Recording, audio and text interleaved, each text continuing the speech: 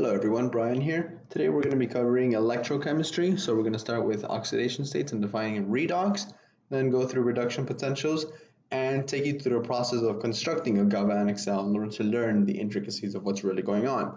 And we'll finish off with electroplating and a little bit about electrolytic cells and spontaneity. So let's get right started. Oxidation states. We won't cover exactly how to find oxidation states, but we will cover some general basics. For starters, let's take a look at the reaction where we have the formation of water. 2H2 plus O2 gives you 2H2O. Every time you have a molecule in its diatomic state, its oxidation number will be 0. So hydrogen starts off as 0 and oxygen starts off as 0 as well. This hydrogen ends up turning into a different number, and so does this oxygen. In the case of water, O has a -2 oxidation state and hydrogen has a +1 oxidation state. So H went from 0 to +1, O went from 0 to -2. Again, if you aren't familiar with this, look up a video on finding oxidation states. We won't cover that because that's a drawn-out topic. It's not terribly difficult, but it's outside the scope of what I really want to focus on right now. What I do want to cover is this idea of oxidation and reduction. You may have heard this mnemonic already, oil rig.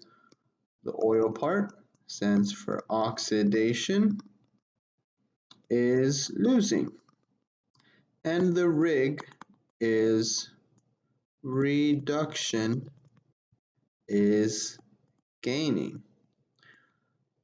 And what are they referring to? Electrons, of course. We have to keep in mind that electrons have a negative charge, so when we lose something with a negative charge, we become more negative, and when we become more positive, and when we gain something with a negative charge, we become more negative. So in the case of hydrogen, we went from an oxidation number of 0 to +1. In order to do that, we had to lose electrons, which means hydrogen got oxidized. What about the oxygen? Oxygen went from a state of 0 to -2, so he gained electrons. Oxygen, in this case, ended up getting reduced. Now, do note that in this case, yeah, they were separate elements, but sometimes you may have, say this diatomic oxygen has 2 oxygens. There are cases where one of the oxygens get reduced and one of them gets oxidized. It's not going to happen as frequently, but it can happen. So this H and this O is really tracking very specific atoms, not necessarily just elements.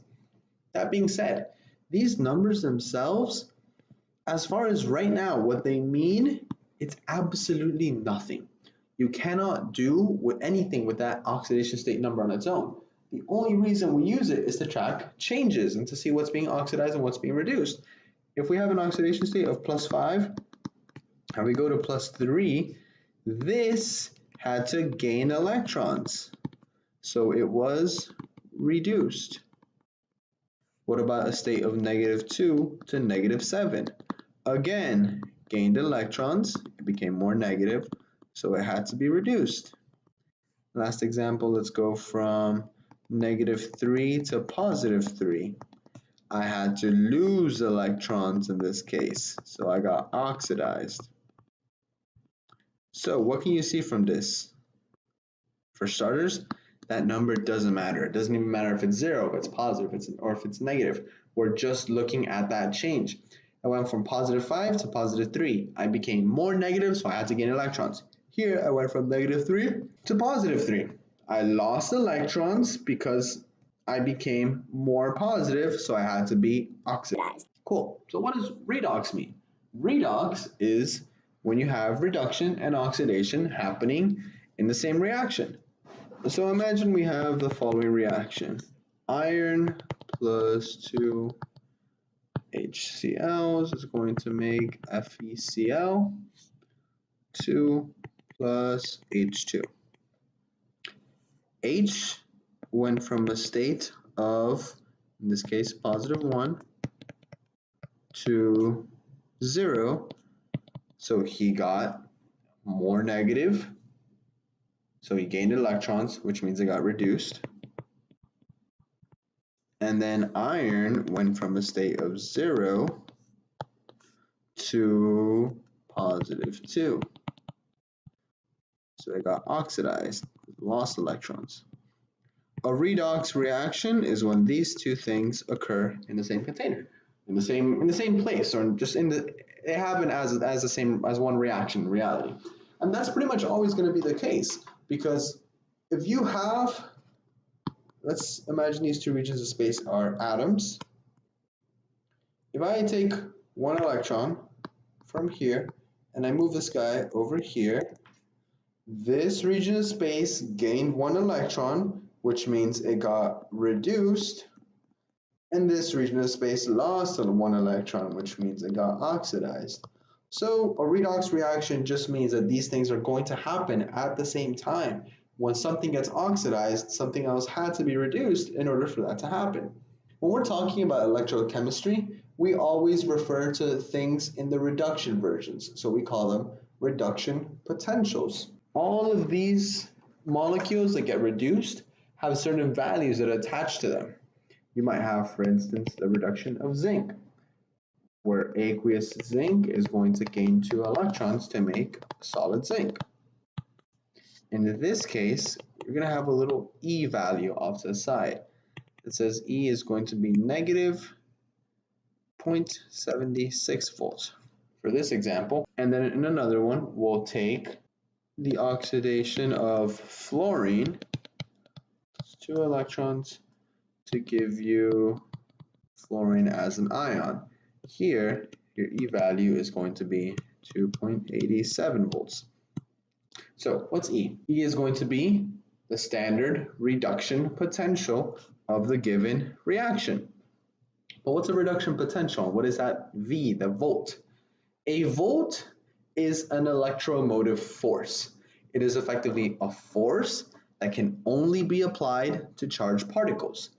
The higher your voltage, the more it is going to want to either push or pull a charged particle depending on the charge. The volt itself is equivalent to a joule per coulomb.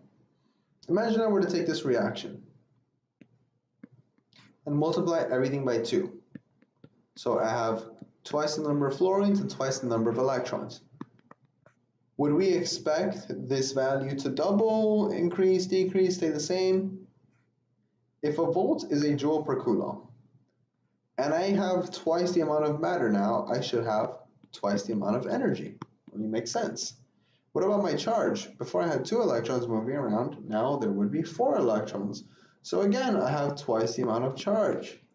Because those two things will increase proportionally, they cancel out and you end up with the exact same values you had before. Volts and cell potentials do not change when you multiply their values. But if you have a reaction that is one redox reaction and one oxidation reaction, you can take the value for the whole cell by adding its oxidation, the oxidation potential, and your reduction potential. If this is the reduction, these are all reduction values, you can find the oxidation value, so taking the equation and flipping it around and do the exact same thing to its E value. So instead of 2.87, it will be negative 2.87 volts. You want a higher value or a more positive value for voltage. A more positive value indicates that it's more spontaneous and it will happen more naturally on its own without an external input of energy. So let's see how these react, how these things actually happen. We have this word, galvanic cells. It is synonymous with a voltaic cell. So anytime either of those two things are used, they mean one and the same. But what's a galvanic cell? A galvanic cell is our attempt to take this transfer of electrons that we went over earlier. So this idea that when you're getting oxidized and reduced, there is a movement of electrons. So we want to take that movement of electrons and use it to do work. Imagine if I had a wire here. I could take this energy and harness it to produce light or to just create electricity, right? That'd be incredibly useful. Let's try and do this with the following reaction. So we're going to have zinc to Ag, the ion, to make zinc. I won't write aqueous every single time, just because it's time consuming. You guys should understand that what's solid and what's aqueous. Ions are obviously aqueous. Imagine I have one container. In this container is a solution with a bunch of silver and a bunch of zinc ions. Then I am going to put a zinc electrode and a silver electrode. What happens in this case? The second this electrode comes into contact with the solution, well, when both electrodes come into contact with the solution, my reaction is over instantly. You will not harness energy from this. And why is that the case? The reaction happens instantly. Imagine we have a certain potential where I have 4 electrons here and no electrons here. Given that this is a complete vacuum and electrons can only exist in these 2 regions of space, what is going to happen? This is going to go from this first state into the second state. The second state is going to feature a transfer of 2 electrons. Why is that the case? Electrons repel each other. They don't want to be next to each other. They want to be as far away from each other as possible, actually. That configuration in this example is going to be the one that has 2 electrons in each region. But what happens when they move? Sure, we can take this energy and use it to do work, but in this case, there's no more flow of electrons. That charge difference that made this happen in the first place is just no longer the case because everything's balanced. So what can we do? For starters, we need to have this flow in the first place. We don't have this flow in here. So what are we going to do? Well, let's try to separate the containers. We're going to put zinc on the left-hand side with solid zinc ions, and then on the right-hand side, we're going to have the silver with a bunch of silver ions. Now let's run a cable through each of them, and we're going to put a little light bulb here. The second this electrode comes into contact with a solution, I am going to have electrons flow through here. And what happens? You do get this to light up for a second, but it's just a split second. Why is that the case? We ran into this problem where my charges are now equal. So very, very quickly as this happened, your change in voltage between the two is going to drop to 0. So as quickly as it happened, it will go away. And this won't be useful to do any work. So how do we remedy this issue? We remedy the issue by introducing something called a salt bridge. So a salt bridge will take the following form. It can take various forms, but in this example, that's how we're going to use it.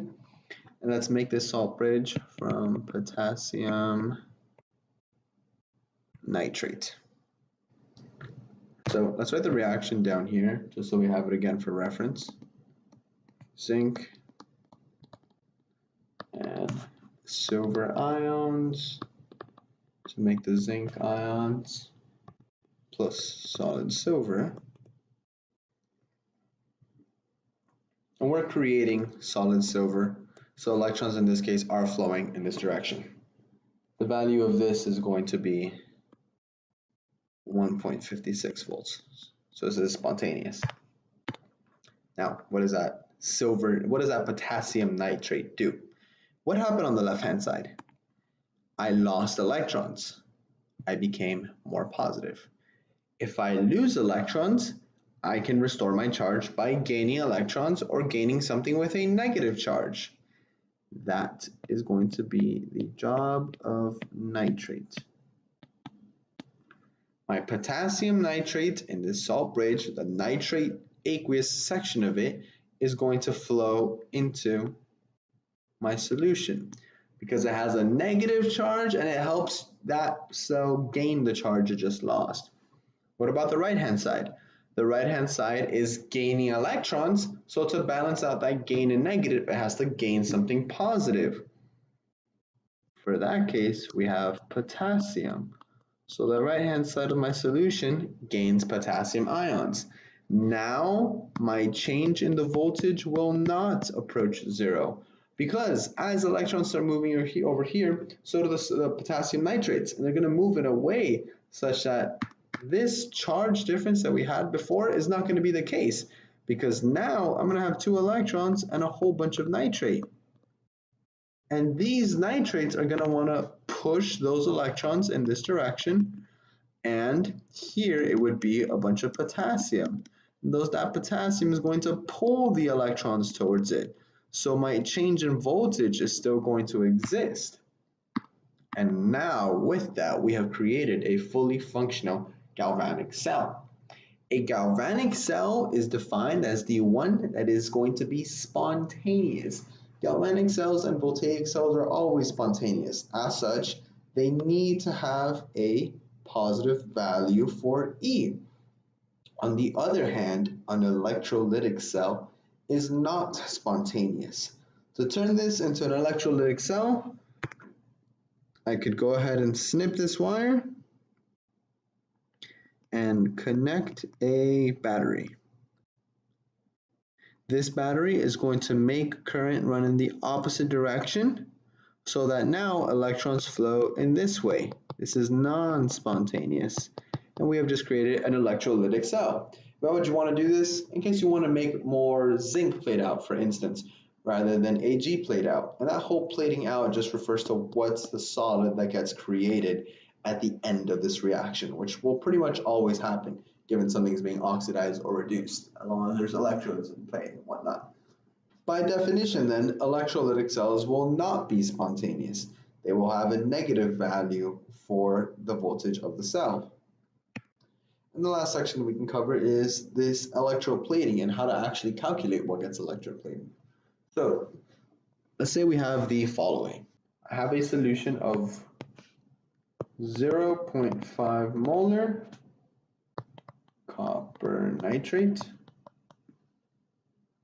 and I have a current of 0.5 amperes running through the solution for 10 minutes. How much copper gets plated out? These questions can be kind of long and a little bit difficult to solve, honestly, if you've never seen them. So just bear with me for 1 second. I'll walk you through the procedure. It's going to be basically stoichiometry. And then once you have seen this, it becomes a lot easier. The process is going to be the exact same every single time over and over again. So of all this information, what's our initial condition? We have 0.5 molar, 0.5 amps, and 10 minutes here. Our initial value is going to be these 10 minutes, and that's where we start our stoichiometry from. 10 minutes. We need to turn this into seconds. So we're going to do 1 minute here on the bottom and 60 seconds on top.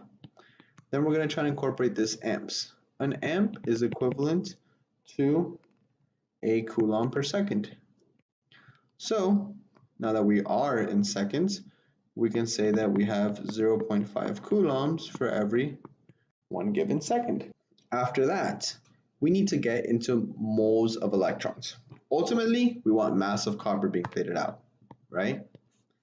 How many moles of electrons would it take to make 1 mole of copper?